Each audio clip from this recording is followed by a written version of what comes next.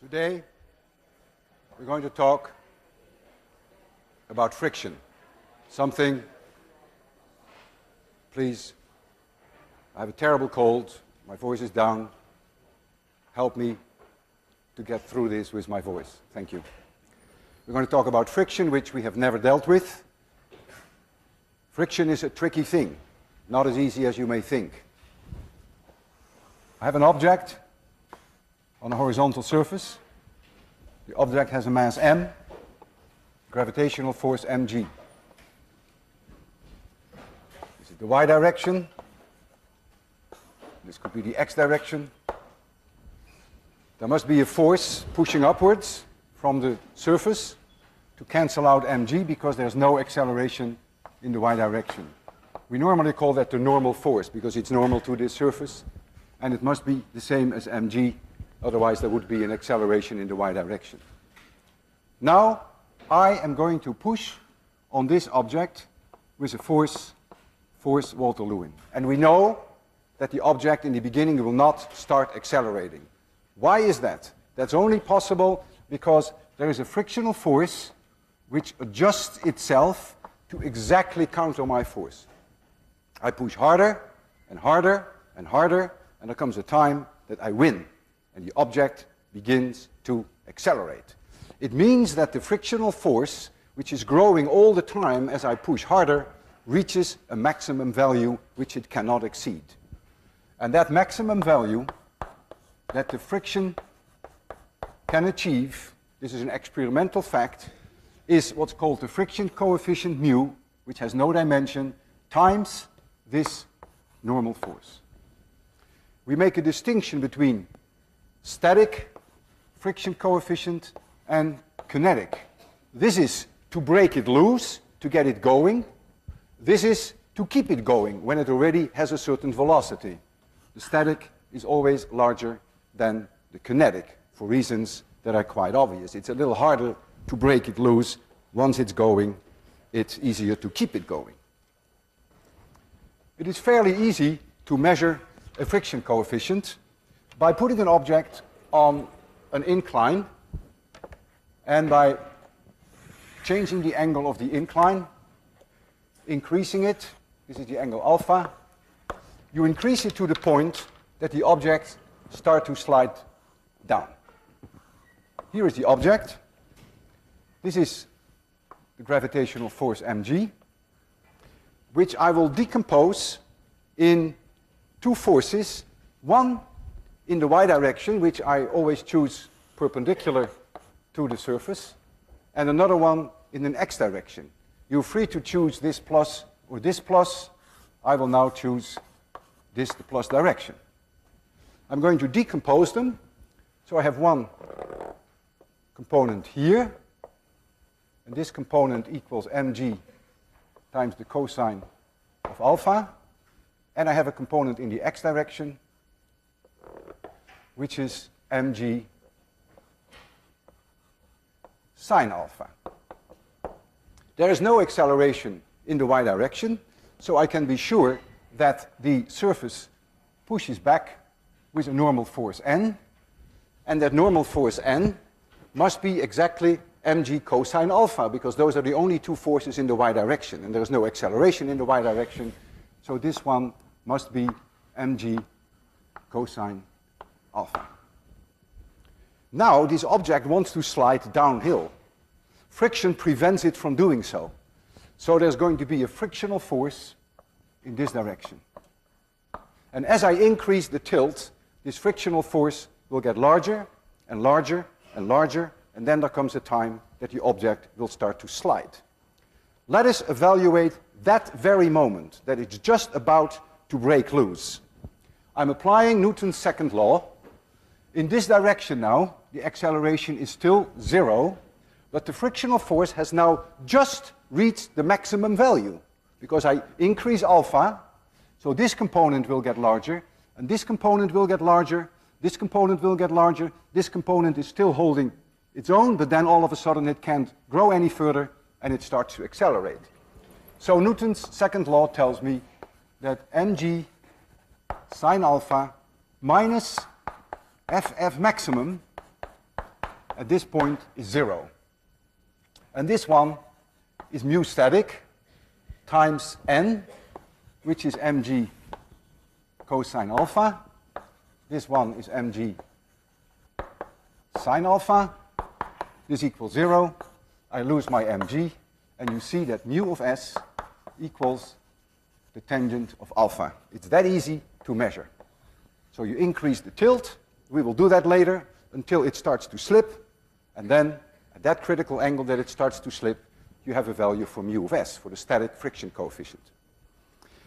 It is very non-intuitive that this friction coefficient is completely independent of the mass. The mass has disappeared. Think about it. It's very non-intuitive. If you double the mass, the angle would be the same, given the fact that you have the same kind of object. The friction coefficient only depends on the materials that you have, the materials that are rubbing over each other. It's also independent of the surface area that is in contact with this incline, which is equally non-intuitive. It's very non-intuitive. But we will see that that's quite accurate within the uncertainties that we can measure it. If you have a car and you park your car, you throw it on the brakes and you put it at an angle and you increase the angle of the slope, the friction coefficient for rubber on concrete is about 1, so the tangent is 1, so the angle is about 45 degrees. So if the road were 45 degrees, the car would start to slide. Independent of the mass of the car, no matter whether it's a truck or whether it is a small car, independent of the width of the tires, doesn't enter into it, even though you may think it does. They would both start to slide at the same angle, given the fact, of course, the same road and the same kind of rubber. I first want to show you some of this, which is at first very qualitative. I don't want it to become quantitative yet. The difficulty with these experiments are, I'm going to use this plank here, that the moment that my fingers touch this plank or touch the bottom of any of the objects that I'm going to slide, then all hell breaks loose. A little bit of water on the plank would locally make the friction coefficients larger. My fingers have chalk on them. A little bit of chalk on a local place would make the friction coefficient go down. That's why at this point we'll keep it a little qualitative.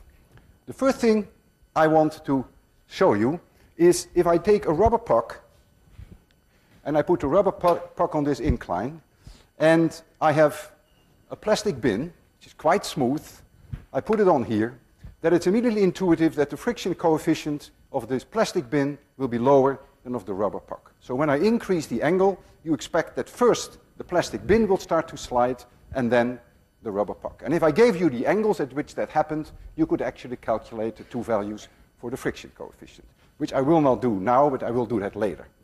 So all I want you to see, I hope, that this one will go earlier than that one. So I'm going to increase the tilt. I do it very slowly. I try not to rock the boat too much. Very slowly. We must be approaching the critical angle for the plastic. Boy, it's holding on to itself. There it goes. And the rubber goes a little later. The rubber can be made rough by rubbing it on one side, in which case the angle will be even larger. I told you that the friction coefficient is independent of the mass of the object. I have two identical bins here. Well, as far as they can be identical. Maybe one at the bottom is a little rougher than the other. But in one, I'm going to put 200 grams, which is about 5 times the weight of the bin. And then, within reason, when I tilt them, they will go at the same angle, because it's independent of the mass. So let's try that again, and see how close they are. It may be off by half a degree or 1 degree, of course, because the plank is not uniform everywhere. And now it's 18 degrees, 19 and a half, 20, 20 and a half, 21, and the other one is 21.2. So they almost go at the same time. So you've seen that apparently the mass has a very small, if any, effect. Now comes something that I always find very, very non-intuitive, and that is surface area. I have two pieces of wood, and they're identical, whatever that means, identical. You can never make them exactly the same in terms of roughness. This surface we prepared as well as we prepared this bottom surface, but this bottom surface here is 4 times smaller in area than this surface here, the flat part. I'm going to put the flat one here, and I'm going to put the same object, but with its small area here. If indeed the friction coefficient is independent of surface area, then when I tilt them, they should start to slide roughly at the same angle. So there we go. 14 degrees, 16, 18, one goes and the other one follows within 0.2 of a degree. And the reason why there's always some difference, of course, the plank is not exactly uniform. I have to be careful that I don't touch the critical surfaces. So you have seen difference in friction coefficients, and you have seen there's almost no effect on surface area and there's no effect on the mass. And that is both very non-intuitive. The width of the tires of your car does not matter. And that I asked you the question to explain in your assignment number 3 why race cars have very wide tires. There must be a reason for that. I want you to think about that. There is another way that one can measure the friction coefficient, which is way more complicated, and really that's not the reason why I want you to see it. The reason why I want you to go with me through these arguments is that you begin to see how subtle and how really difficult friction is. I'm going to put an object now on an incline, again, as we did before, and instead of having it sit on its own, I'm going to attach to it a string. So here is that object, and here is a string, and a pulley, and here a string. And here is an object, mass m2, and this object has mass m1. And the angle here, alpha. I'm looking for my green chalk. I want to use the same color convention. Now, let's look at all the forces that we can think of. Here is m1g. Let's decompose that in y and x direction, and I will call this direction y, as I always do, perpendicular to the surface. So we call this y. And I will call this direction now the positive x direction. You're free to choose it any way you want to. The force here is m2g.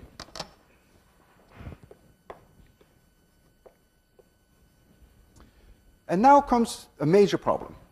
The biggest problem is that you do not know in advance whether this system will start to accelerate in this direction, or whether it will start to accelerate in this direction, or whether it will not accelerate at all. This is quite possible. And all these 3 cases, as you will see, have to be dealt with independently. You cannot do it with one equation, as you will see. Let's first decompose this force, as we did before, in the y direction. So this one equals m1g cosine alpha. And this one, the x component, which is in the minus x direction now, equals m1g sine alpha. Clearly, this one, m1g cosine alpha, we never have to worry about. There is no acceleration in the y direction. So this normal force n will kill this one, and this is m1g cosine alpha. So you never have to worry about the y direction. We know there's no acceleration. We only deal with forces in the x direction that are of interest. There is a tension in this string. And now comes the problem. I do not know in what direction the frictional force is. If this object has the tendency to go uphill, which I don't know yet, then the frictional force is in this direction, because it opposes always the direction in which the object wants to go. If, however, this object wants to go in this direction, which I do not know, then the frictional force has to be put in this direction. And I don't know that. The only thing I do know is that the maximum value of the friction will be mu static times n, which is what we had there. Remember, that's the maximum value that the friction can have, times m1 g cosine alpha. That I know.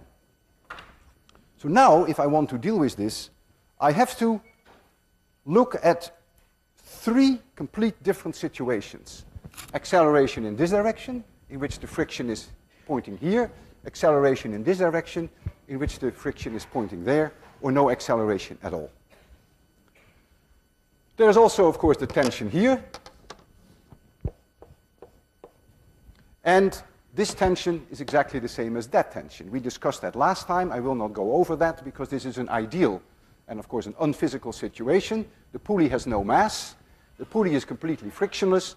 And the string has no mass. It's a massless string. And I argued last time that, therefore, the tension here must be the same as the tension there. We even know the tension. I'm going to evaluate, for now, only situations that the system is at rest. It's not yet moving. If the system is at rest, t must be m2g, because this object is not being accelerated. So we already know that all situations where the system is at rest, t must be m2g. That's non-negotiable. It's this t as well as that t. Now I have to start splitting in the following situation. My first option is that I make the assumption that the system is just about to start accelerating upwards. It isn't doing it yet. It is just about to do that. If that's the case, then I know that the frictional force will be in this direction, and it will have reached the maximum value with the static friction coefficient. Now I can write down in the x direction Newton's second law. Now I have t, which is in the positive direction, minus m1g sine alpha, minus f max. That now has to be 0. Just at the moment that it is just about to change its mind and start accelerating. Now I know what t is, that is m2g.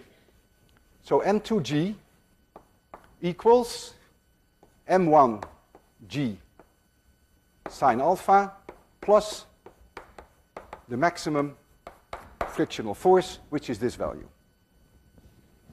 So this is just at the moment that it wants to start sliding. Therefore, if I make mass m2 a hair larger, just a hair, it will go. And therefore, the moment that I make this a larger sign, I know that it's going to accelerate uphill. That's the criterion for going uphill. Now, I look at situation 2. Now I make the assumption that the object, still standing still, is just about to start accelerating downhill. Aha! If that's the case, I know that the maximum force is now pointing upwards. The same magnitude, but it has now a different direction. So now I can write down Newton's second law. So the frictional force is now helping t. So now we get t plus f max minus m1 g sine alpha equals 0. We know that this is m2g. So m2g equals m1 g sine alpha minus f max. Notice the difference. There's a plus sign here, there's a minus sign here. This is, the object is still not moving, but if I make m2g a hair less, just a teeny little less, it will definitely start to accelerate downwards. So if I make this smaller than sign, the object will start accelerating downhill. This is condition 1, this is condition 2. If the condition is neither 1 nor 2,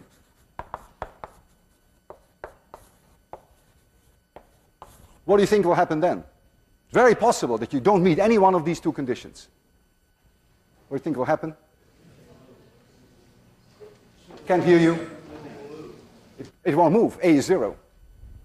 Because these both cases is going to accelerate. So in all other cases, the acceleration equals 0. And the frictional force in this case will adjust itself just the right way so that Newton's second law in the x direction will give you for the force a 0.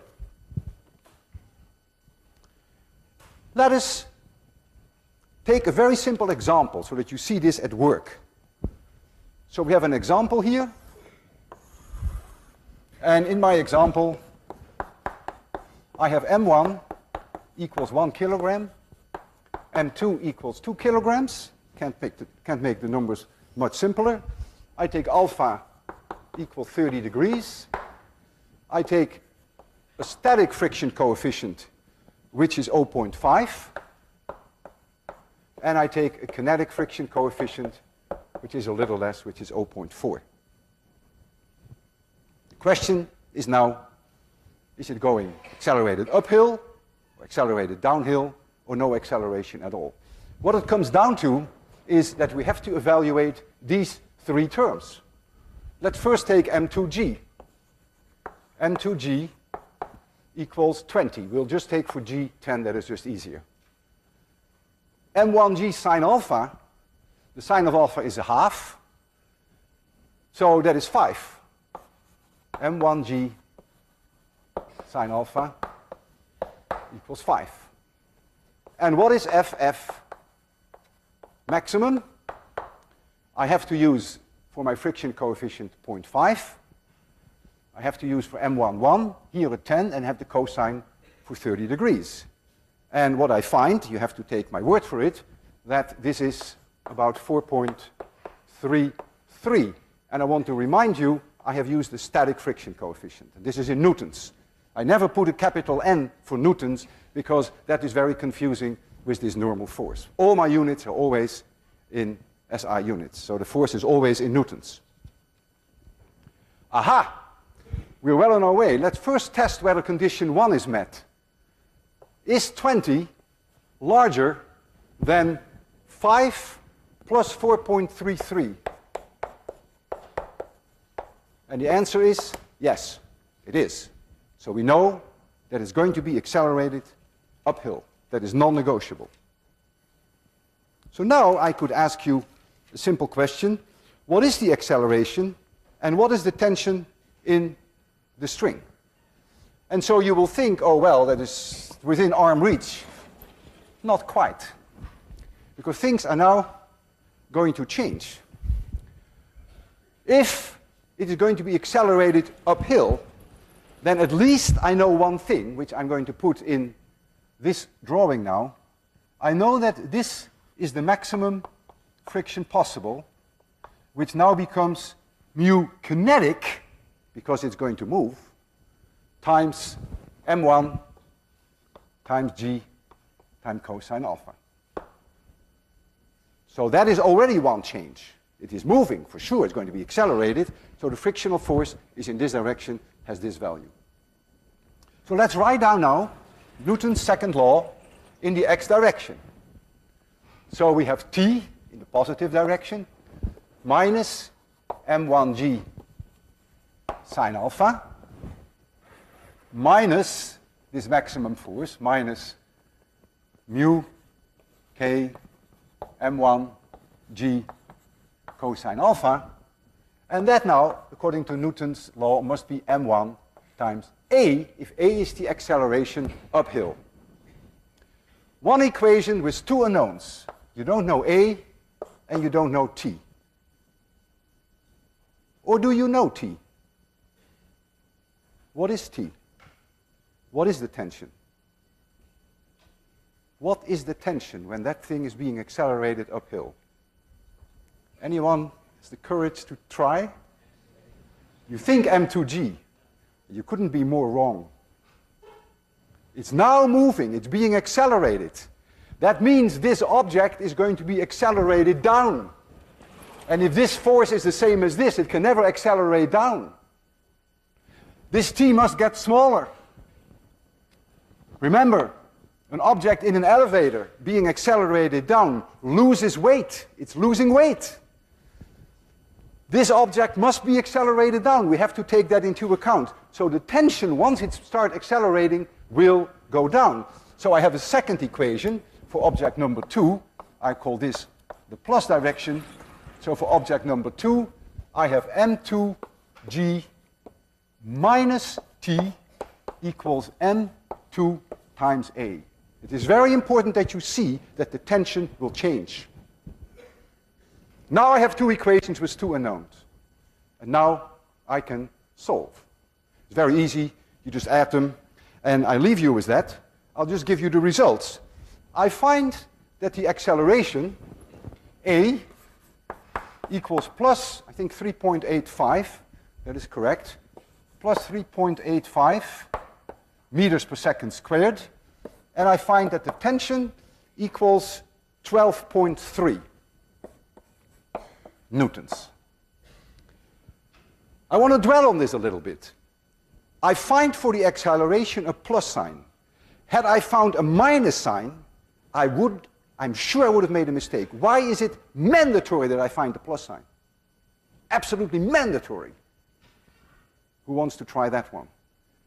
Yeah? Well, if you put the friction interaction to oppose acceleration, the accelerating direction friction. Yeah, you say it well. I would have said it slightly differently. We know that the acceleration is in this direction. We derive that. Therefore, the acceleration, since I call that the plus x direction, that was my plus sign, must come out plus. So if this comes out negative, you've made a mistake.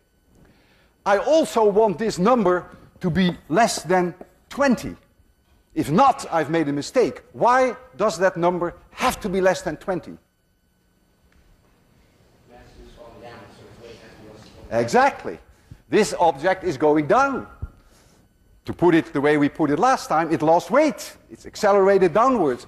This mtg, which is 20, better wins it from t, otherwise it would never be accelerated down. So this plus sign is a must, and this is a must. And if you find not a plus sign but a minus sign, you have to go back to your calculation because you've made a mistake.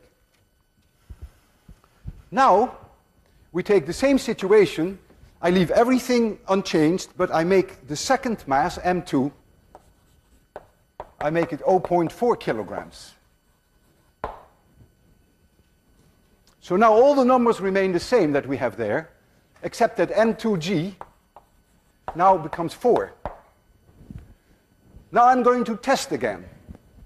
Is m2g, which is 4, is that larger than 5 plus the frictional force static, 4.33? The answer is no. I'm going to test for my second case.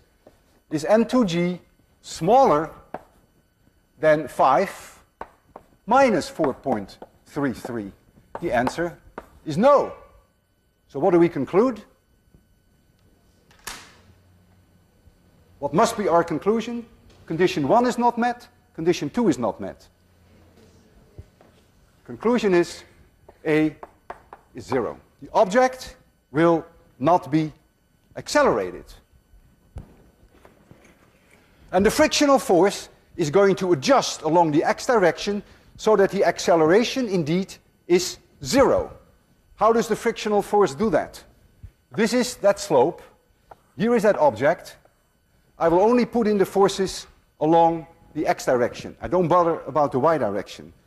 I know that there is m1g sine alpha, and that one is 5. So we have here the component of gravity, which is the m1g sine alpha, and we know that that is 5. We have it there. I also know that we have tension here, and the tension must be m2g, because the object is not being accelerated. We're back where we were. Number 2 is not being accelerated. The tension is 20. Sorry, not 20, because what is my m2? The tension is, mg is 4. 5 newtons downhill, 4 newtons uphill. What will the friction be? How large and in what direction? Uphill, how large? 1, exactly. The friction will adjust itself so that there is equilibrium, that nothing is going. All right, I now would like to do a few demonstrations whereby I want you to calculate the friction coefficients for me. So we're going to put a particular object on that incline, and I'm first going to raise the angle until it breaks loose. So you should be able to calculate what the friction coefficient is using the equation tangent alpha equals mu s. And the object that I use for that is this box. In this box is a little weight. That's not very important. It makes the whole thing 361 grams. So I want you to know that the weight of this object is 361 grams. I'll write it down for you here. So the mass of the object is 361. I'm sure that the uncertainty is at least 1 gram. You have to trust me when I give you the angles. I'm going to increase the incline, and there comes a moment that it will start to slide. I'll give you the angle, and I want you to calculate that friction coefficient. So we'll do that first. There we go. It's now 10 degrees, 11, 12 and a half, 13, 14, 15, 16, 17, 17 and a half, 18, 19, 19 and a half, 20. 20 degrees. It starts to slide at about 20 degrees. Write that down. Now, I'm going to do exactly this experiment. Put a rope over it with a pulley, and put M2 on this side. And now I'm going to load down M2 to the point that it starts to slide uphill. That should allow you to also calculate the friction coefficient. You have all the tools for it, because once you know that it is just at the point of braking and going uphill, you know that that equal sign of that equation holds. And so you should be able to calculate the friction coefficient. Would you find exactly the same number as you find from this experiment? Not very likely. You have to think about that for yourself. Wood has grain, and the grain in this direction could be very different from the grain in this direction. But it would be interesting to compare the two numbers to see how much they're off. So I'm going to put here this rope over here, and I'm going to set the angle now at a given value. So this is now not negotiable. I set it at 20. I could be off by half a degree. Again, you see it wants to go. We just saw that at 20 degrees it wants to go. So I prevent it from going, and so I'm going to put a little weight on here. Now there is 100 grams, and it's not going. It's happy, and it's sitting there. A is 0. That condition isn't met, and this condition isn't met. So now you must write down in your notebook that alpha now, it's an independent experiment, equals 20.0, maybe plus or minus 1. I think it's about 1 degree accuracy that I can do. Okay, I'm going to load here more weight, more mass, I should say, at M2, and I'll give you the numbers, and when it breaks loose, you will see it, I'll give you the number. Now, I've done this many times, believe me, and the breaking point is not always at the same mass. The mass could differ by 20, 25 grams easily. So whatever number we're going to find for M2, I would say you should at least allow an uncertainty of about something like 25 grams. Just because I've done it many times and I know it could even be worse at times. The humidity could change in the room, And that could change the friction coefficient. Okay, we have 100 grams on it. We have 200 grams on it. 250. 260. 270. And it goes at 270. Did you see it go? It started to slide at 270. So at 270 grams, I met exactly that condition with an equal sign. That should allow you to calculate the static friction coefficient, and you'll get a chance to do that in your third assignment. When I had this thing up here, and when I was loading this down, making it heavier and heavier, I hope you realize that at first it wanted to slide in this direction. So at first the friction was in this direction. As I loaded it down more and more, the friction became less and less and less. There comes even a time that the friction becomes 0. I load it more and more and more, the friction flips over to the other side. The friction grows and grows and grows, fights a heroic battle to not make it go uphill, loses the battle at one point, reaches the maximum value, I put a little bit more on here, and it goes. So this frictional force is really having a rough time, starting off in this direction, slowly becoming less, becoming 0, changing direction, reaching a maximum, and finally losing the battle. Friction is often a pain in the neck, as we all know. Friction causes wear, it causes tear, and it costs fuel. There's a car, there's a lot of friction with the road. You pay for that, and people try to reduce friction with bearings and with lubrication. Oil. Water is an amazing lubricant. If it starts raining and there is a little bit of dust on the road, the friction coefficient between your tires and the road can become so low that you begin to hydroplane, and that you literally, that your friction coefficient goes almost to 0. It happened to me once, and it's no fun. It can happen instantaneously, particularly when the rain begins, in the very early part of the rain, when the road is dusty. So you get the water with a little bit of dust mixed. It's a very dangerous situation. At home, I have a pen. This is my pen at home. Actually, I have more than one pen at home, believe me. But this is a very special pen. And what is special about it is something that I discovered purely by accident. And I want to share with you this remarkable pen. You see, when I rotate this cover, there's a lot of friction. You can hear it. And it stops. You can hear it, right? And so one evening I was boiling potatoes, and I was looking at this pen, and I walked up to it because I wanted to check the potatoes, and I touched this thing, and there was no friction. It just went spinning and spinning and spinning. I couldn't believe my eyes until I realized what is happening. Water had accumulated in the rim of this pen, and the cover was beginning to hydroplane.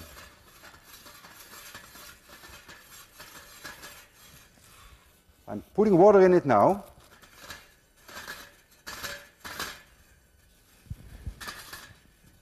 You almost don't hear it anymore.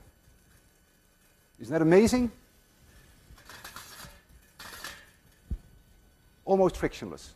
So now the water acts like a lubricant, and you try it with your pen, it won't work because you need just the right shape and you need the right edge to be able to lubricate it that way. There are many experiments that are done, and many attempts have been made by people to reduce friction. You try, if you can, to avoid contact between two surfaces. That you can do by putting a lubricant in between. But even better it would be if you could separate the objects completely and only have air in between them. Because air has much less friction than a liquid. And that has been done with great success. People use hovercrafts. So they blow air out from below, so the craft lifts itself up, and now it's no longer in contact with the water. It's above the water, so if it moves now, all it has to overcome is the air friction, and that's it. And that helps tremendously. You will be seeing in this lecture hall many demonstrations that I will be doing in the future with what I call an air track. I will show it to you in a minute. It is a long, call it a bar for now. Cross-section is a triangular shape, and there are holes in here. And we blow air out of that. And on top of that are devices which have been specially designed to perfectly fit this triangle. And when you start blowing the air, they are lifted up, so they float. And so now when you give them a little tap, they can move almost, not quite, but almost without friction. Here is one. A lot of friction. Now I'll turn on the air. Look at the difference. Isn't that amazing? It's floating on its own air cushion.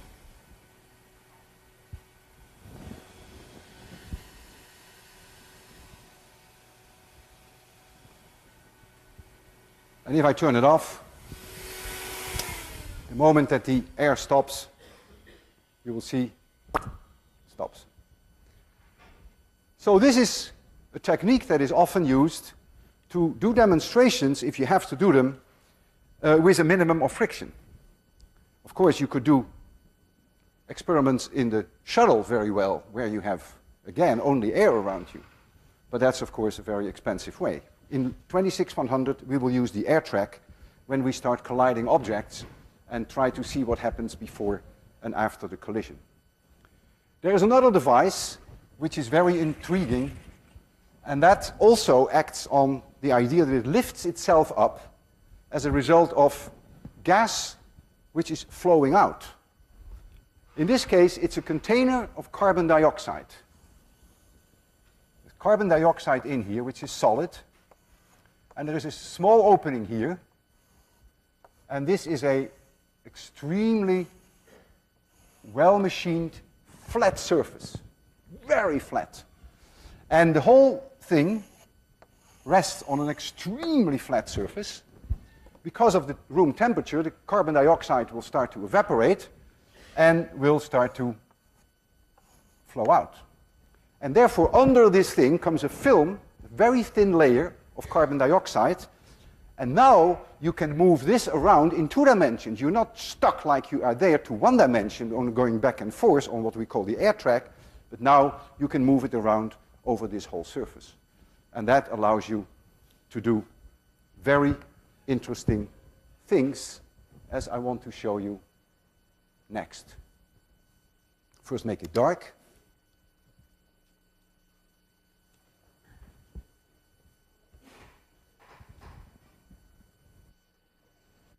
And we filled that can with dry ice, that is, solid carbon dioxide.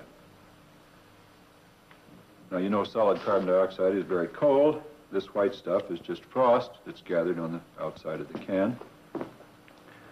Now, as the can absorbs heat from the room, the carbon dioxide evaporates and turns into a gas. The gas takes up more room than the solid, so it has to go somewhere. It can't come out the top, so it comes out a little hole here in the bottom of the disc. Now, you can't see it coming out the hole, but if I make a flame, I think you can see that there's gas coming out and blowing the flame.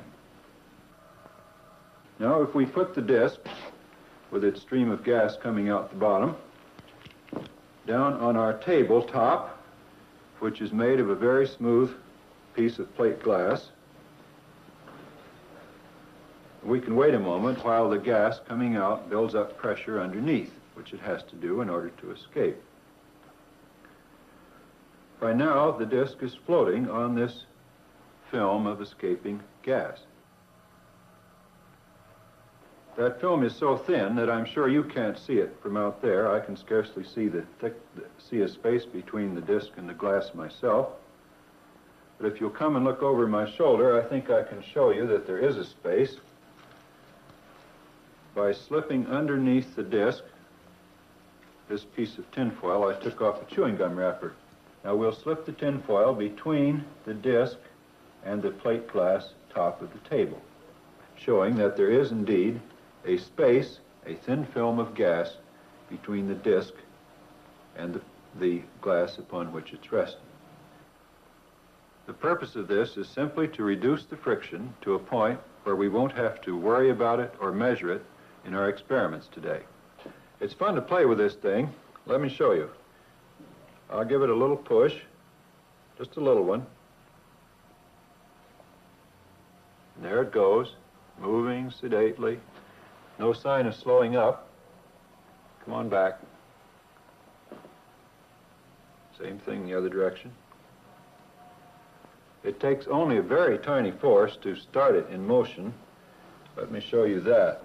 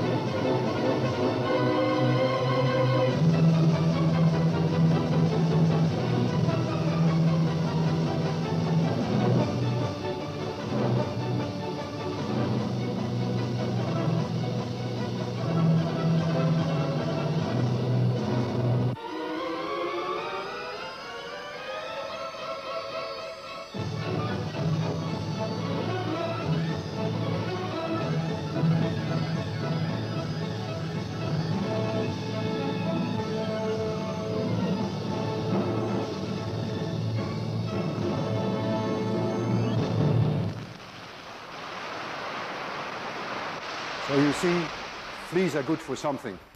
Have a good weekend. See you Monday.